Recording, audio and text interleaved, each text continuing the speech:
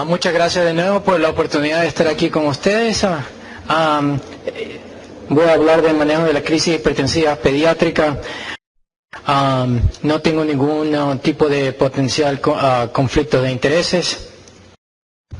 Mi objetivo durante los siguientes 20 minutos es revisar la definición de hipertensión. Mucha de la información va a ser similar a la información que el doctor Hernández les dio hace pocos minutos. Revisar cuál es la técnica adecuada de tomar la presión arterial, discutir qué es hipertensión severa y las causas, la evaluación de pacientes con hipertensión severa y el manejo de pacientes con crisis hipertensiva o hipertensión severa. Como el doctor Hernández mencionó, desde 1904, cuando fue la última publicación del Fourth Report en Pediatrics, esta es nuestra guía para determinar el diagnóstico, evaluación y tratamiento de pacientes pediátricos con presión elevada o hipertensión. ¿Qué tipo de presión es la que define hipertensión? Lo que decimos presión arterial normal es el promedio de la presión sistólica y diastólica menos del percentil 90 para edad, sexo y talla. Prehipertensión es el promedio de la presión sistólica y diastólica entre el percentil 90 y 95. Todo adolescente con una presión más de 120 sobre 80 milímetros de mercurio, aun si esta es menor del percentil 95.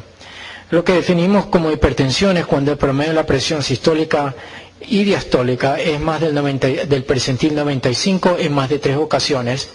Estadio 1, cuando la presión es entre el percentil 95 y 99 más 5 milímetros de mercurio. Estadio 2, cuando la presión es arriba del percentil 99 más 5 milímetros de mercurio. Y la presión sistólica es utilizada para definir la hipertensión en niños menores de 1 año. Y lo que nosotros llamamos white coat hypertension, gracias por la definición, o hipertensión de bata blanca, es cuando la presión arterial es más del percentil 95, únicamente cuando la tomamos en la clínica o en el hospital, mientras la presión se mantiene normal en la casa.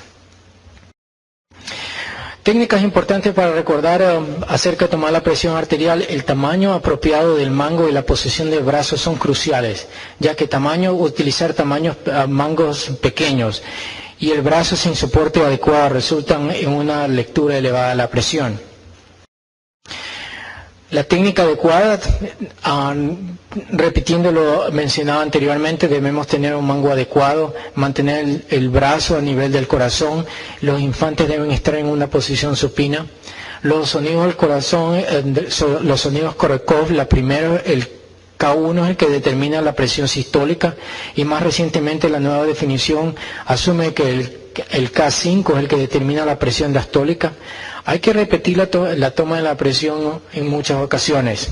Siempre hay que tratar de tomar la presión en calma, evitar ansiedad, y si hay una normalidad o una presión elevada por oscilometría, esta presión debe ser medida de nuevo manualmente.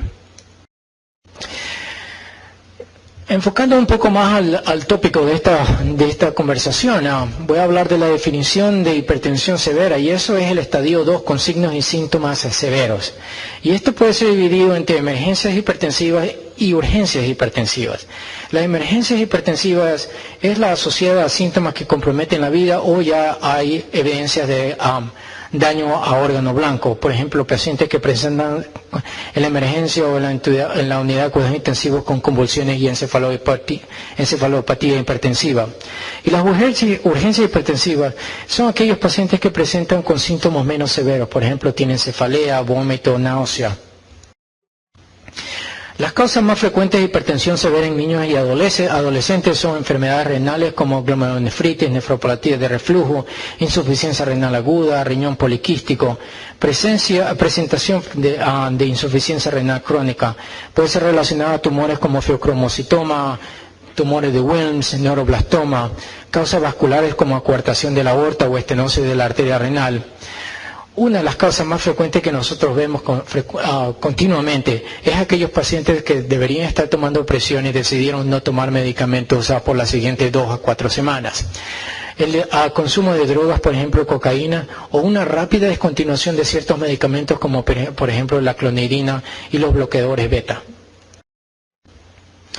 La mayoría de los pacientes son diagnosticados con hipertensión severa, es incidentalmente.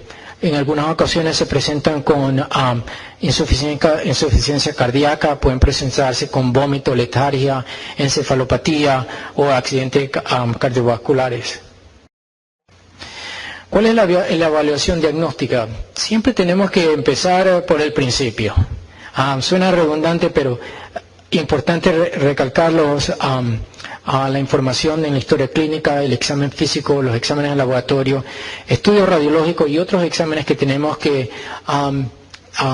hacer dependiendo de cuáles son los resultados en las previas evaluaciones. En la historia familiar, la edad de inicio, la enfermedad sistémica si ya está presente, si hay obesidad, problemas renales, historia neonatal, sobre todo el uso de catéteres de la arteria umbilical, problemas urológicos, trombosis de la vena renal, síntomas inespecíficos como cefalea, pérdida de sueño, mareo, vómito, problemas en la visión, síntomas que son sugestivos a una etiología en particular, como por ejemplo en el feocromocitoma. En los adultos las características tienen episodios de palidez, rubor, palpitaciones, pérdida de peso, taquicardia. O causas renales, por ejemplo, si tienen historia de infecciones urinarias, incontinencia, frecuencia urinaria, o si hay el uso de drogas ilícita o prescripción o sin prescripción. En el examen físico tenemos que tomar en cuenta el peso, la talla, el índice de masa corporal. Importante tomar la presión en las 4 extremidades o al menos en 3, 2 brazos y una pierna. Enfocar el examen físico por posibles hallazgos que sean pertinentes para el diagnóstico. Por ejemplo, síndromes como Williams-Turner o el Turner o el síndrome de Cushing. Manifestaciones cutáneas como neurofibromatosis o esclerosis tuberosa. Pacientes con lupus eritematoso, prurito abdominal como en estenosis de la arteria renal, masas abdominales como en Wilms, hidronefrosis o riñón poliquístico, cambios o alteraciones en el pulso como en pacientes que tienen coartación de la aorta o Takayasu en la enfermedad de Takayasu, abnormalidades en las características sexuales y si hay evidencia de daño orgánico o daño de órgano blanco, como por ejemplo retinopatía y papiledema. Esta foto es únicamente para recalcar la importancia de hacer un examen físico completo y esto incluye ver la piel de los niños. Nosotros siempre decimos que para el diagnóstico de neurofibromatosis 1 no es necesario un nefrólogo pediátrico. Siempre hay que hacer un examen completo. La evaluación diagnóstica empieza con un contagio celular y diferencial, un análisis urinario de cultivo de orina, electrolitos y la función renal, actividad plasmática de renina, nivel de aldosterona, la función de tiroidea, orina o plasma catecolaminas y metanefrinas y un ecocardiograma. Las evaluaciones radiológicas para esos pacientes con hipertensión severa puede variar y depende de cuáles son los hallazgos que uno encuentra. Ultrasonido renal o Doppler renal. Sin embargo, siempre tenemos que tener en cuenta que los resultados de este estudio dependen de la habilidad del operador. El DMC renal, sobre todo si hay historia de reflujo vesicoureteral o infecciones urinarias o pilonefritis a recurrencia. En este DMC scan, no sé si pueden ustedes apreciar esa falla o esa pérdida de la imagen en el polo superior del riñón, es característico de una cicatriz. La resonancia magnética puede ayudar en muchos de los casos, sin embargo hay que tener en cuenta que a veces falla en detectar las ramas distales de la arteria renal o ramas intraparenquimatosas. Tenemos que tratar de evitar el uso de gadolinium, que es el contraste que utilizan en este tipo de estudio, sobre todo si la función renal está menor del 30 mililitros por minuto de filtración glomerular, debido a la posibilidad de inducir lo que nosotros llamamos esclerosis nefrogénica sistémica. La tomografía vascular le permite a uno encontrar aberraciones vasculares. Sin embargo, puede inducir nefropatía por contraste intravenoso. Tenemos que tener cuidado cuando administramos en pacientes, sobre todo si están recibiendo inhibidores de la enzima convertidora o si están deshidratados. La angiografía renal es más específica para determinar estenosis de la arteria renal y el MIBG scan puede ayudarlos a detectar tumores productores de catecolaminas. La selección de cada estudio depende de los hallazgos iniciales y cuál es la experiencia de los radiólogos en el área donde ustedes están trabajando. La hipertensión renovascular es más frecuentemente encontrada en los niños en 10% de los casos. Frecuentemente es asintomática, es una hipertensión severa. En la mayoría de los casos vemos alteraciones en la lámina media o en la lámina íntima. Y los mejores medicamentos para ese uso son los inhibidores de la enzima convertidora. Cuando tenemos que sospechar que un paciente tiene estenosis o puede tener estenosis de la arteria renal, hay alto índice de sospecha, sobre todo en esos niños que son pequeños, tienen un riñón pequeño unilateral, hay una reducción de la función renal después de iniciar los inhibidores de la enzima convertidora. La hipertensión es severa, acelerada y bien resistente al uso de medicamentos. Hay una alza en la creatinina sin una mayor explicación. El paciente se presenta con edema pulmonar sin una mayor explicación. Hay insuficiencia cardíaca congestiva o el paciente se presenta con encefalopatía. Bajo índice de sospecha de que el paciente tenga estenosis de la arteria renal. Un paciente que viene obeso, que tiene rash en la piel y que tiene una hipertensión muy leve. Con respecto a la angiografía renal, la consideración para ordenar este tipo de estudio es en niños que tienen hipertensión severa, persistente y no hay ningún otro tipo de hallazgo. La actividad plasmática de renina es elevada a pesar de todos los exámenes que fueron completamente normales. A veces la presencia de un prurido abdominal, hay un riñón solitario con hipertensión severa y debe ser realizada por un radiólogo intervencionista que tiene mucha experiencia haciendo este procedimiento. Otra fotografía, además de la que el doctor Hernández les presentó, es un arteriograma renal en donde ustedes ven el área de estenosis renal con posdilatación arterial y acá hay otra área de estenosis. Feocromocitoma es un paraganglioma intraadrenal. En el 80% de los casos se origina en la médula adrenal. En 40% está asociado a mutaciones genéticas. Hay formas hereditarias. En 2 a 47% de los casos puede ser asociado a condiciones malignas y puede presentarse con metástasis a hueso, hígado y pulmones. La presentación clínica en la mayoría de los casos, el promedio de presentaciones alrededor de los 11 años. La proporción entre varones y niñas es de 2 a 1.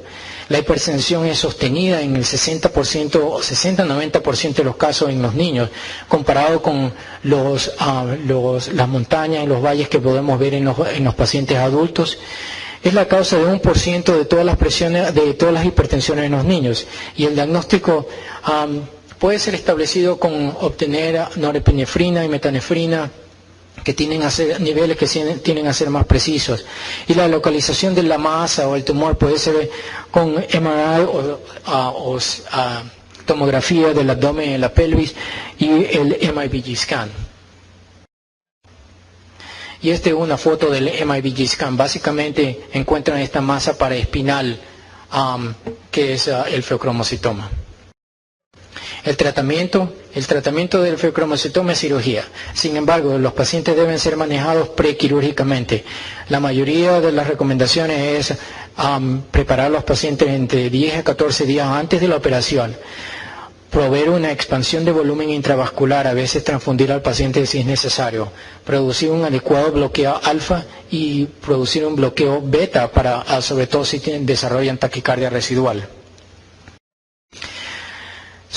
¿Cómo manejamos o cuál es la mejor indicación para el manejo de emergencias hipertensivas? Nosotros pensamos, o al menos yo pienso, que una de las mejores maneras es una infusión continua intravenosa porque permite una reducción controlada de la presión arterial. El medicamento ideal que podemos utilizar generalmente debe tener una corta vida media que permite cambios rápidos de la terapia. El objetivo del manejo en estos pacientes es una reducción de la presión en 25% de lo que estamos buscando en las primeras 8 a 12 horas, reducir otro 25% de la presión en las siguientes 8 a 12 horas, normalizar y tratar de normalizar la presión en las siguientes 24 a 48 horas. Únicamente cuando la presión está bajo control podemos empezar la transición de los medicamentos por vía oral. Los medicamentos intravenosos más utilizados para el control de hipertensión severa o crisis hipertensiva incluyen el nitroprusidato de sodio. Como ustedes saben, es un vasodilatador directo arteriolar y venoso.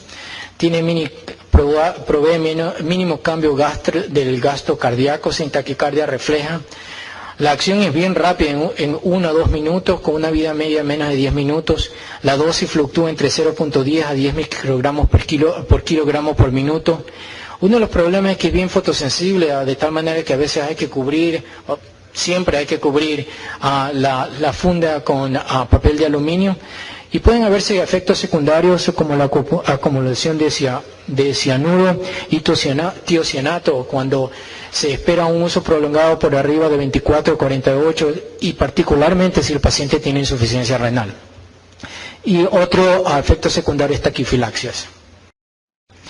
La nicardipina para mí es el medicamento de elección. Es bien fácil de utilizar, es un bloqueador del canal de calcio. Tiene una acción vasodilatadora arteriolar más que venosa. Tiene una acción bien rápida. En el primer minuto de administración empiezan a ver los cambios. Tiene una corta duración con una vida media de menos 40 minutos.